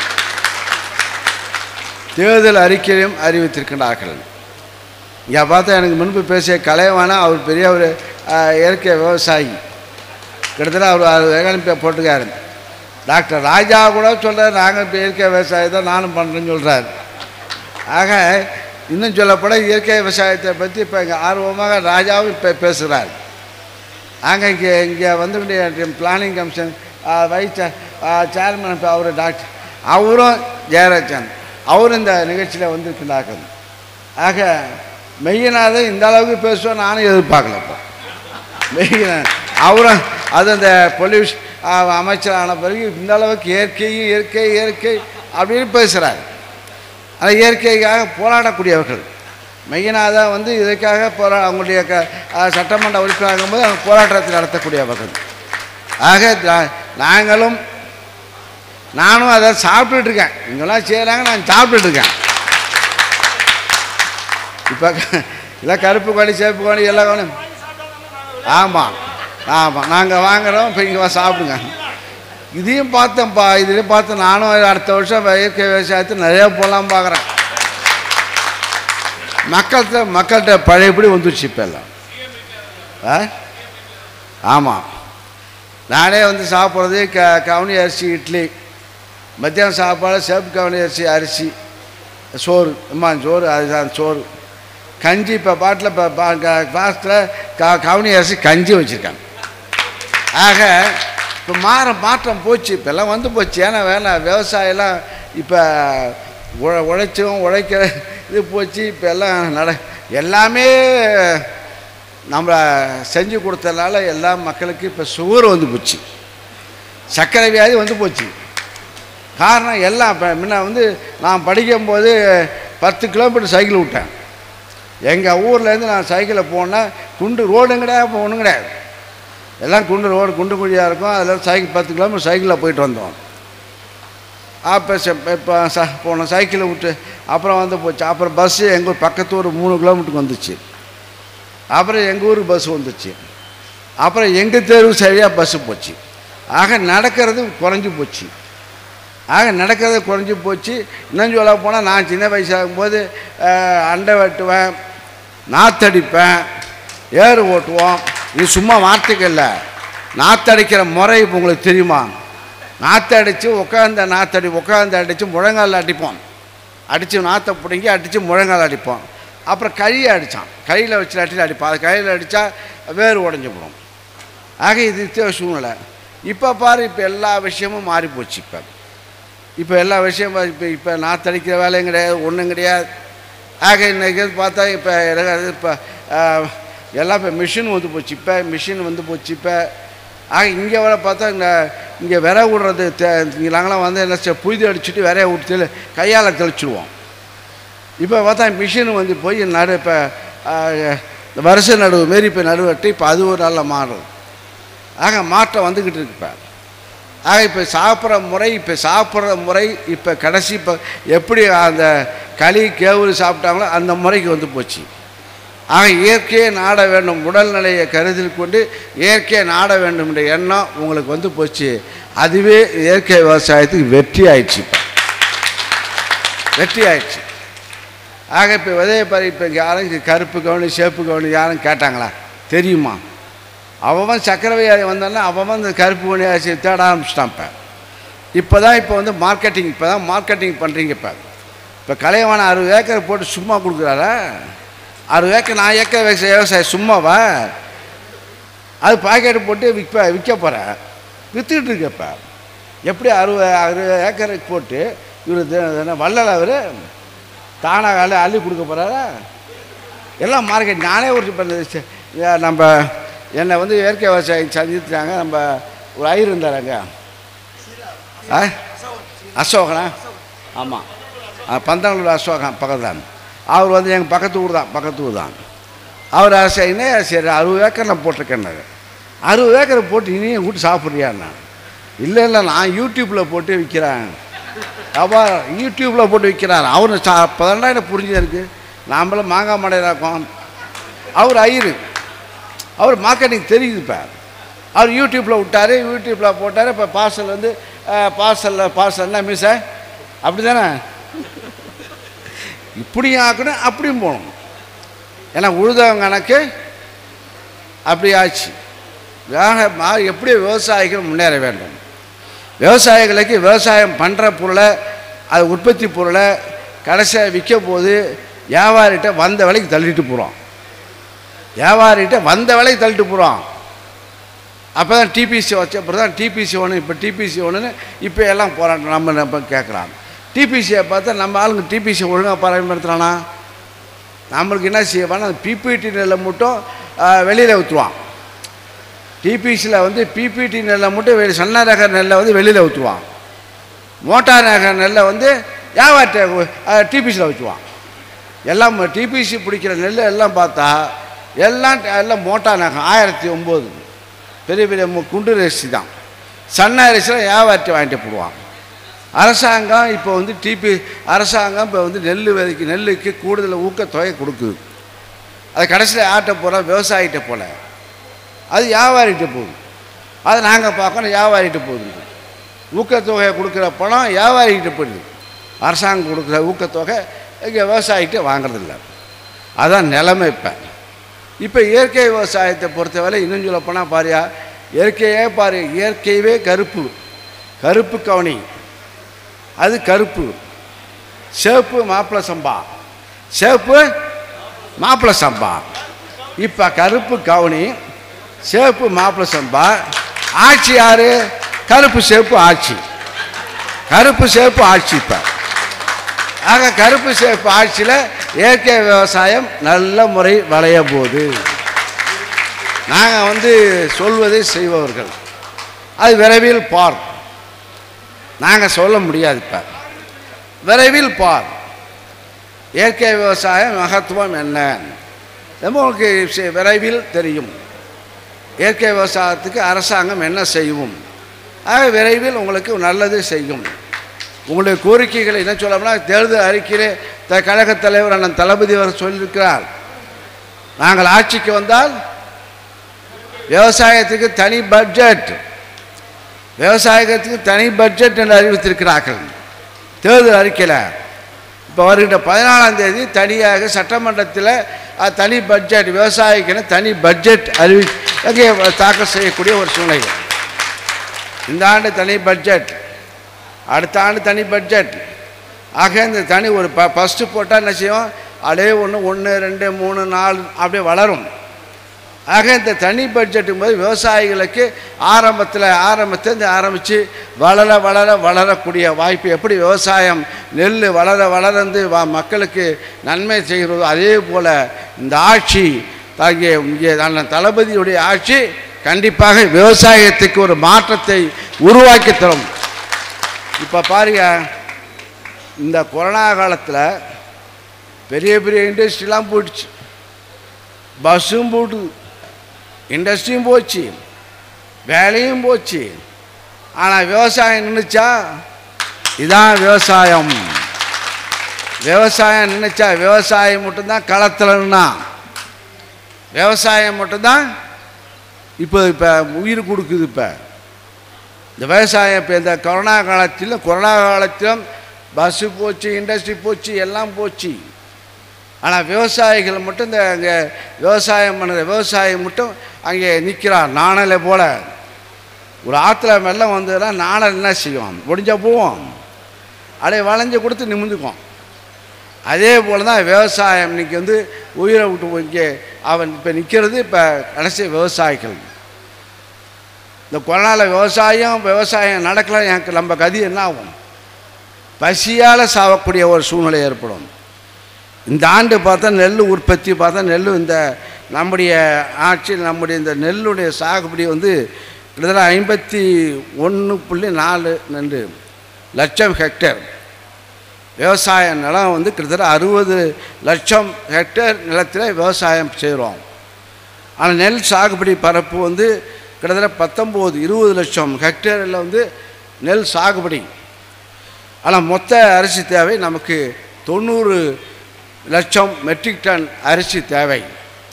ஆனால் இப்போ அரிசி உற்பத்தி கிட்டத்தட்ட 73 லட்சம் அரிசி உற்பத்தி செய்து இந்த கொரோனா காலத்திலும் இந்த அரிசியை உற்பத்தி செய்திருக்கின்றோம். ஆக இந்த இருமடங்கு இன்னும் 10 ஆண்டு தொலைநோக்கு திட்டமாக 10 லட்சம் கூடுதலாக 10 லட்சம் ஏக்கர் கூடுதலாக விவசாயம் உருவாக்கப்படும் என்று அறிவித்திருக்கிறார்கள். இந்த ஆண்டே இப்போ விவசாயம் இந்த ஆண்டு இப்போ பாரு 3 லட்சம் நாங்கள் திருவாரூர் மாவட்டத்தில் டெல்டா மாவட்டத்தில் 3 லட்சம் ஏக்கர் நாங்கள் குருவை நடுவோம்னு சொன்னோம். ஆனால் இப்போ 4 லட்சமாக குருவை நடக்கூடிய ஒரு சூழ்நிலை ஏற்பட்டிருக்கிறது. 4 லட்சம் ஏக்கர் இங்கே குருவை நட்டிருக்கிறார்கள். ஆக இப்போ விவசாயம் இப்போயே பிறகு ஆரம்பிச்சு நல்ல சகுனம். 12ஆம் தேதி தண்ணியை திறந்து விட்டோம். 12ஆம் தேதி கரெக்டாக குறிப்பிட்ட காலத்தை தண்ணி திறந்து விட்டோம். அவங்களுக்கு தண்ணி திறந்து விட்டால் மட்டும் போதாது, குருவை சாகுபடி தொகுப்பு கொடுக்க வேண்டும் என்று முதல்வர் அறிவித்து கிட்டத்தட்ட 60 கோடி ரூபாய்க்கு இப்போ குருவை தொகுப்பு கொடுக்கப்பட்டிருக்கிறதுங்க. அதை குருவை எல்லாம் வாங்கினீங்களா? எல்லாம் என்ன வாங்கினீங்க? DAP, urea, potash. ஆனால் இயற்கை வேளாண்மைக்கு புண்ணியது இருந்தாலும் விவசாயம் நடுவில் இப்போ இயற்கை விவசாயங்கும்போது உடனே செய்ய முடியாது. நான் இயற்கை விவசாயத்துக்கு மாறணும்னா கிட்டத்தட்ட 3 வருஷம் பாடுபடணும். இந்த 3 வருஷத்தில் நான் பல இடையூறுகள் 3 வருஷத்தில் இப்போ ஒரிஜினல் இயற்கை விவசாயம்னா 3ஆவது வருஷம்தான் அதனுடைய அரிசி தன்மை நல்ல இயற்கை இல்லாத உரம் இல்லாமல் ஒரு கலப்பு இல்லாமல் இருக்கக்கூடிய 3 ஆண்டுகள் ஆகும். அந்த 3 ஆண்டு காலத்தில் பல இழப்புகள் ஏற்படும். அது அதுக்கு நாம் அதுக்கு என்ன ஆட்சி செய்ய போகுது? அதுக்கு இயற்கை விவசாயத்தை நாங்கள் உருவாக்க போகிறோம். அப்படிங்கும்போது அதுக்கு என்னென்ன செய்ய வேண்டும் என்ற திட்டத்தை நாங்கள் செய்து கொண்டிருக்கின்றோம். அது விரைவில் வருகின்ற 14ஆம் தேதி பாருங்கள், திரையில் பாருங்கள், அதனுடைய ரிப்போர்ட் திரையில் பாருங்கள். இப்போ நாங்கள் சொல்லக்கூடாது. நீங்களாம் கோரிக்கை வைத்திருக்கீர்கள். நெல் அப்படிய இங்கே பாரம்பரிய நெல் நெஞ்சொல்லக்கூடிய பாரம்பரிய நெல் பாதுகாப்பு மையம் மூலமாக இந்த தினம் நீங்கள் கொடுக்குறீங்க. ஒரு பேங்க் சீடு பேங்க் வேண்டும். இது பாரம்பரிய அங்கே இந்த விதைகளை நெல்களை பாதுகாக்கக்கூடிய வைக்கும் இந்த அரசாங்கம். பாரம்பரியத்தை மறக்க மாட்டோம். நம்முடைய பாரம்பரிய பண்பாடை மறக்கக்கூடிய நாடு இல்லை தமிழ்நாடு. ஆக விவசாயிகளுக்கு முக்கியத்துவம் கொடுக்கின்ற ஆட்சி இந்த ஆட்சி. கண்டிப்பாக உங்களுடைய கோரிக்கைகள்லாம் நிறைவேறும் என்பதை நான் அந்த நேரத்திலே தெரிவித்துக் கொள்கின்றேன். நானும் எனக்கு இந்த அரிசியில் இந்த நெல் விதத்தில் எல்லாத்தையும் ஒரு டேஸ்ட் உண்டு. நான் கூட இப்போ வந்து அதிகாரி என்ன ஆட்சி போனாங்க, போய் அந்த என்னது மிஷின் நடுவா அந்த ட்ரேயில் வச்சு நடுநட்டை விதைய விட்டு அப்படியே என்னை காட்டினாங்க. நானும் போய் பார்த்து சிரிச்சிட்டு தான் இருந்தேன். இது என்னையா என்ன மறுநாள் எங்கள் டாக்டர் இப்போ அக்ரிகல்ச்சர் டாக்டர் வந்தார். அப்போ எங்கள் ஊர் வழியாக தான் இருந்தாலும் போனோம். வந்தார், எங்கள் வயலை பாரியாக இருந்தாங்க. அதே ட்ரேயில் அதே நாற்று சூப்பர் நாற்றாக விட்டுருந்தாங்க. அதே ட்ரேயில் இங்கே நான் பார்த்தேன். நான் நட்டுட்டு இருக்கோம். நாற்றை பார்க்கும்போது நாற்றை பார்த்தா அது கலப்பு இருக்குதுன்னு கலப்பாக இருக்குது. நான் ஏன் நான் கலப்போட மஞ்சளும் அப்படியே பழுப்பாக இருக்குது. ஏன்னா இப்போ சரியான இது கொடுக்கல. அங்கே சும்மா எங்களுக்கு போனோன்னு காட்டினாங்க. ஆனால் இப்போ எங்கள் நாற்றாங்களை போய் பாரு, எங்கள் ட்ரே நாற்றை பாதியே ட்ரே நாற்று எங்களுடைய நான் மிஷின் நடுவு தான் நட்டுருந்தோம். ஆக இத்தகைய முறைகளை இப்போது மிஷின் நடுவுக்கே கிட்டத்தட்ட 4 வருஷம் ஆச்சு. இந்த மக்கள் மிஷின் நடுவுக்கு வருவதற்கு 4 ஆண்டு காலம் ஆச்சு. இப்போ நாங்கள் வந்து இப்போ ட்ரே மிஷினில் நட்டோம். நான் மிஷினில் நட்டால் ஒரு ஏக்கருக்கு 5000 செலவு. இதே நாற்று அடித்து பாருங்க, இங்கே நாங்கள் சேறு ஓட்டி நாற்றாங்கால் பராமரித்து அது சேறு ஓட்டி சேராக்கி அது நாற்று விரையை முட்டி வச்சு அது போட்டால் மூட்டைக்கு ஒரு ஏக்கருக்கு ஒரு மூட்டை சொல்லுவாங்க. இதெல்லாம் விட்டு அது வச்சு அப்போ நாற்றை பிடுங்கிறதுக்கு அப்போ இப்போ 28 நாள் நாற்றை பிடுங்கிறதுக்கு அதுக்கு காணிக்கு அப்போ 20 ஆள் கேட்பான். அதுக்கு 20 நட சனங்களுக்கு 20 காணிக்கு 10 15 ஆள், நடுறதுக்கு 22 ஆள், நடங்க சனங்க எல்லாம் ரேட்டு பார்த்தா 10 ரூபா 12 ரூபா வரும். 10-12 ரூபா செலவு வரும். இந்த மிஷின் நடுவு நட்டால் இப்போ கிட்டத்தட்ட 5000 முடிஞ்சு போச்சு நம்ம கடை. இதுதான் இந்த இதுக்கு வரத்துக்கு அதுக்கு மிஷின் நடுறதுக்கு இல்லை நம்ம இங்கே மண்ணை லெவல் பண்ணி வச்சுக்கணும். அதான் ஆக சின்ன கை டிராக்டர் வேணும். இப்போ இப்போ கலை சொல்கிறேன் கை டிராக்டர் ஒன்று. இன்னும் கை டிராக்டர்னா நான் இப்போ நடுவே இப்போ வந்து இப்போ குரு நட்டோம் எல்லாம் கை வண்டியை வச்சா நடுவு நட்டோம். பெரிய வண்டி வண்டி அடித்து அது மேடு தள்ள பள்ளமாகி அதுக்கு நிறவரத்துக்கு ஆள் இல்லை. அதுக்கு அவன் நிறவரத்துக்குன்னா அதுக்கு 10 ஆள் கேட்பான் வயலுக்கு. அதனால் இப்போ கை டிராக்டர் இந்த 2 என்னது என்ன வண்டி இது சின்ன மிஷின் சின்ன நடுவு. அவன் ஒரு நாளைக்கு 1 ஏக்கர் 2 ஏக்கர் ஓட்டுவான். ஆக இது இத்தனை முறைகள் இருக்கிறது. எனக்கு இது விஷயம் தெரியும். இன்னும் சொல்ல போனால் இந்த துறையை கொடுத்து எனக்கு ரொம்ப மகிழ்ச்சி. மக்களுக்காக உழைக்கக்கூடியது, மக்களுடைய பிரச்சனைகளை நான் அறிந்தவன். ஏன்னா நான் ஸ்பாட்டில் இருக்கேன்.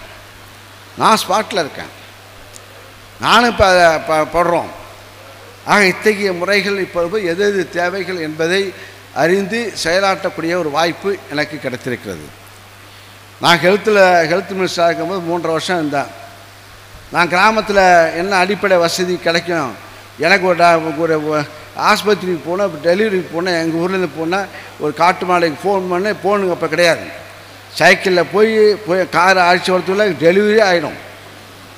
அது அங்கே எதோ பாம்பு கிடைச்சாலும் சரி தூக்கிட்டு போகணும். ஆனால் அதனால தான் 108 ஆம்புலன்ஸு இப்போ வேணும்னு சொல்லி தான் நான் அந்த இடத்துல இருந்தனால 108 ஆம்புலன்ஸை கொண்டாந்தோம். தலையிட்ட சொன்னோம், ஸ்கீம் போட்டோம், தலையிட்ட சொன்னோம். ஓகேன்னா இப்போ 15 நிமிஷத்தில் ஆம்புலன்ஸ் 108 வந்து போகுது கிராமத்தில். அப்போ கிராமத்தில் இப்போ ஹாஸ்பிட்டல் கிடையாது. அது கிராமத்தில் ரொம்ப தூரம் போகணும். அதனால் இப்போ காட்டு முன்னாடி தான் போகணும் 10 கிலோமீட்டர். அதுக்கு என்ன செய்ய எல்லா கிராமந்தோறும் எல்லாம் இப்போ 5 ஊருக்கு 4 ஊருக்கு 10 ஊருக்குன்னு ஒரு மருத்துவமனை நம்மளால் முடிஞ்ச 3 வருஷத்தில் முடிந்தவரை செஞ்சாங்க. அதுபோல் கலைஞர் காப்பீடு திட்டம் அது நான் தான் கொண்டாந்து கொடுத்தது. ஆக நிலைக்கக்கூடியதை நான் பட்டறிவு என்னுடைய பொறுத்த வரைக்கும் ப்ராக்டிக்கல். கலெக்டர்லாம் தியரி, நாங்களாம் ப்ராக்டிக்கல். அதான் எங்களுக்கு வித்தியாசம். இந்த ப்ராக்டிக்கலில் எங்களுக்கு தெரியும் நடுவரத்துக்கு என்ன பிரச்சனை, என்ன ப்ராப்ளம். ஆக இப்போ வந்து இப்போ இயற்கை உரங்கள் இயற்கை விவசாயம்னா அதுக்கு உரம் தேவை. ஆக மாடு இப்போ மாடு இப்போலாம் குப்பை கிடையாது, இப்போ சாணி எருவே கிடையாது. அப்போலாம் எங்கள் வீட்டில் ஒரு தினம் உயரத்துக்கு வைக்க போகிறோம், ஒரு அரை ஏக்கருக்கு எரு குழி வெட்டிருப்போம். இப்போ 200 மாடு வச்சுருப்போம். அந்த சாணி 200 மாடு மேய்க்கிறதுக்கு ஆள் இருந்தான். இப்போ ஒரு ஆள் இல்லை, ஒரு மயிர் இல்லை, ஒருத்தம் இல்லை, ஆள் இல்லை, ஆளுங்களே ஒன்றும் கிடையாது. ஆக ஆள் இல்லாத நாம் என்ன செய்யணும், அதுக்கு என்ன செட்டப் பண்ணணும். ஆக இதுதான் இயற்கை உரத்துக்கு இப்போ ப்ராக்டிக்கல் ப்ராப்ளம் இதுதான். நாம் எருவுக்கு அந்த எருவு அப்போல்லாம் எருவுக்குள்ளே போனால் வாசனையாக இருக்கும். எருவுகளை வெட்டும் போது அடி சும்மா கருவடை சாணி இருக்கிற ஒன்று மண்ணை போட்டு ஒன்று சாணியை போடுவோம், வைக்க போடுவோம், மண்ணை ஒரு அடி மண்ணை போடுவோம். இப்போ மண்ணை போடுறதுக்கு மண்ணே இல்லை, இப்போ மண்ணை போடுறதுக்கு மண்ணே கிடையாது. நல்லா மண் வெட்டி போட்டோம், அப்புறம் மேலே அது மக்கி அதை இப்போ மக்கி போய் அப்படியே பார்த்தா வாசனையாக இருக்கும் எருவடிக்கிறதுக்கு. இப்போ சாணி போடுறப்பட நாறுது.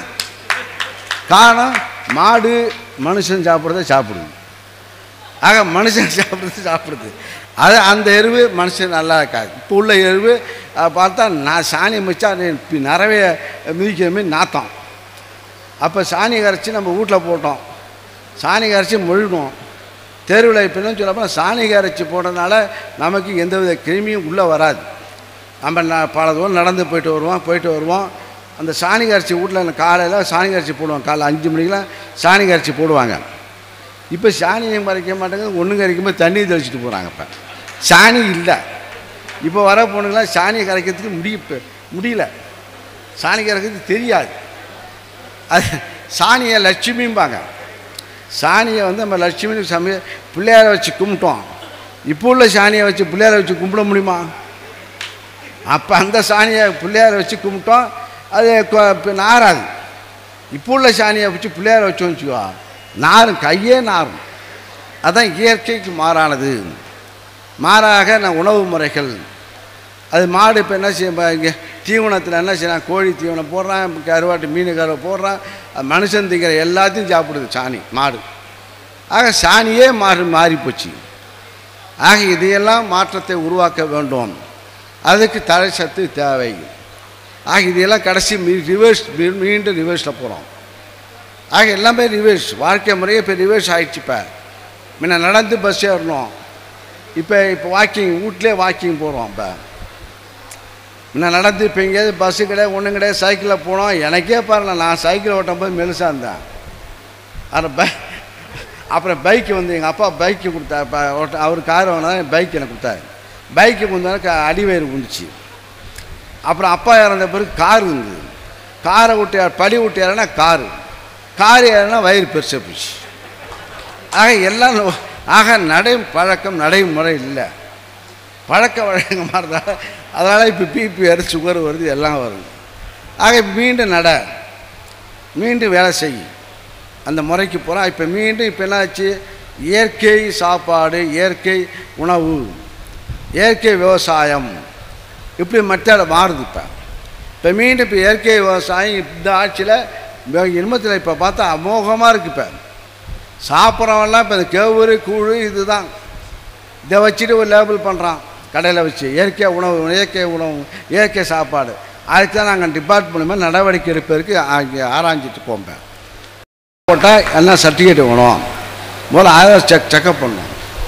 ஏன்னா போலியை நம்பி இப்போ 1 கிலோ அரிசி 40 ரூபா அரிசியை இப்போ இயற்கை அரிசின்னு சொல்லி 150 ரூபா 100 ரூபா விற்கலாம். ஆக இது மார்க்கெட் இப்போ இப்போ எனக்கே பாருங்கள், இப்போ ஒரு ஏக்கர், இப்போ நான் ஒரு 100 ஏக்கர் இப்போ விவசாயம் பண்ணிகிட்ருக்கேன். 100 ஏக்கரை பார்த்தா எனக்கு 25 லட்சம் கூட வரமாட்டேங்குது நெல் காசு. இதுக்கு டிபிசியில் போடணும். ஆக இப்போ இப்போ இதே இயற்கை உரம் இந்த விவசாயம் பண்ணனா உங்களுக்கு வாய்ப்பளித்த அனைவருக்கும் நன்றி கூறியும் விடைபெறுகிறேன். நன்றி, வணக்கம். ஏன்னா பேசி ரொம்ப நாளாச்சு. கூட்டத்தை கண்டா ஓடுறோம். யாரும் 10 பேர் ஒன்றா இருந்தால் பயமாக இருக்கு. நீங்கள் வேற கிட்ட வர மீசா சாணியை விட்டதுனால தான் சானிடைசர் அதிகமாக போடுறாங்க. ஆமாம், சாணியை விட்டதுனால சானிடைசர் வந்துட்டோம்னு சொல்லி அவர் நம்முடைய இவர் சொல்கிறார். மீசை சொல்லுது. மீசை அவர் சாதாரண இல்லை, பிஎஸ்சி அக்ரி படித்தவர். அண்ணாமலை பல்கலைக்கழகத்தில் பிஎஸ்சி அக்ரி படிச்சுட்டு இயற்கைன்னு போட்டு அவர் இப்போலாம் வராங்க. இது போல் இப்போ எல்லாம் ஆர்வலர்கள் இருக்காங்க. எங்களையும் மாற்றிட்டீங்க இப்போ. ஆமாம், நன்றி, வணக்கம்.